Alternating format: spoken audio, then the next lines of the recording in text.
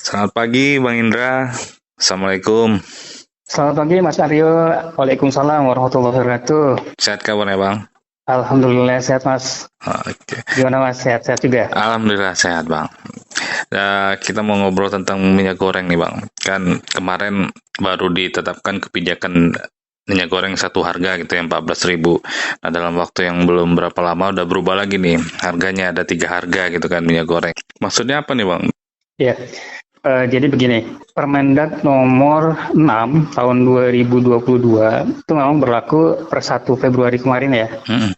Nah, di sini memang ada klasifikasi terkait dengan harga yang curah itu sebesar 11.500 per liter. Kemudian untuk kemasan sederhana itu 13.500 per liter dan premium 14.000 per liter. Sebenarnya pengklasifikasian ini adalah varian dari kemasannya karena memang kemasan pun ada perlu harga. Terus juga memang melihat keberadaan di daerah ya. Di daerah kan nggak mungkin juga kita yang agak jauh, kemudian ongkosnya juga mahal.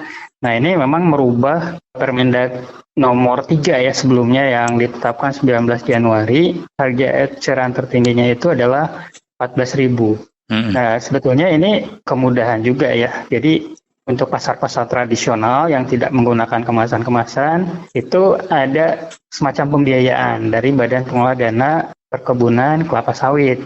Nah ini mereka langsung memberikan subsidi dan akhirnya memang dengan kemasan itu bisa mengefisiensikan harga gitu ya. Jadi lebih rendah lagi. Ya, dari 14.000 jadi 11.500 lumayan tuh.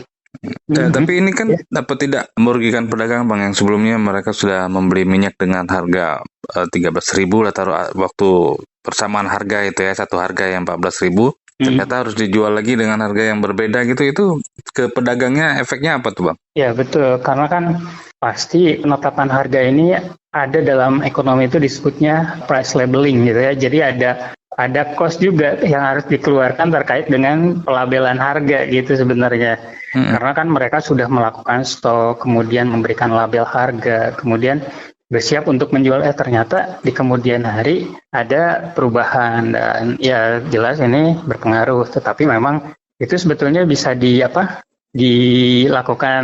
ini ya manajemen secara internal gitu dari penjual. Karena kan memang di sini pun pemerintah hanya merubah variannya saja. Jadi yang tadinya tetap di headnya itu 14.000 ya, di premium itu di 14.000 per liter. Mm.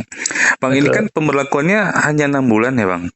Ya, jadi sebetulnya untuk pemberlakuan harga ini kita melihat bahwa itu jangka ya ketika dia memang bisa stabil ya di angka segitu, tapi tidak menutup kemungkinan ada klausul yang memang ini akan bisa berubah ketika misalkan harga CPO-nya kan ini harga CPO ditekan nih sekarang asalnya di angka 13.240 ditekan di angka kisaran 9.300 sampai 10.300 nih dari Hmm.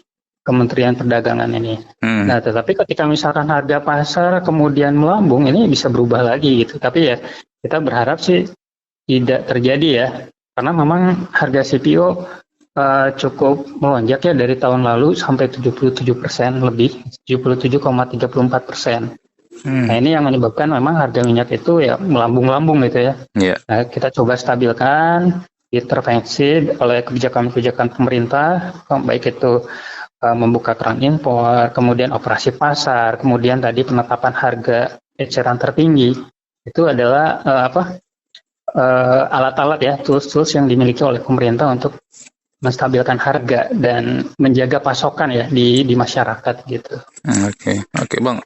Waktu 6 bulan ini, apakah tidak membuat masyarakat menjadi panik buying gitu Bang, membeli sebanyak-banyak itu menyetok Itu gitu dia. kan, kebijakan yang Ya, dulu jadi dikeluarkan pemerintah ini Bang? sebetulnya tidak perlu panik buying ya, karena memang kita melihat bahwa stoknya pun lumayan sekarang, lumayan cukup. Kalau berdasarkan pers rilis dari Kementerian Perdagangan, pasar-pasar sudah disiapkan gitu ya. Terus kemudian pemerintah daerah pun harus supporting untuk menyediakan itu ya. Ketika misalnya memang di pasar pun kesulitan, mereka berkewajiban untuk melakukan operasi pasar, khususnya terkait dengan stok minyak goreng ya di sini. Jadi panic buying ya memang kadang-kadang shock awal ya, Ya, ya. tetapi seharusnya kita sebagai konsumen juga aware bahwa pemerintah pun tidak tinggal diam. Ya sekarang dengan adanya varian harga dan segala macam, sebetulnya sudah berupaya ya untuk menyediakan stok yang cukup. Oke.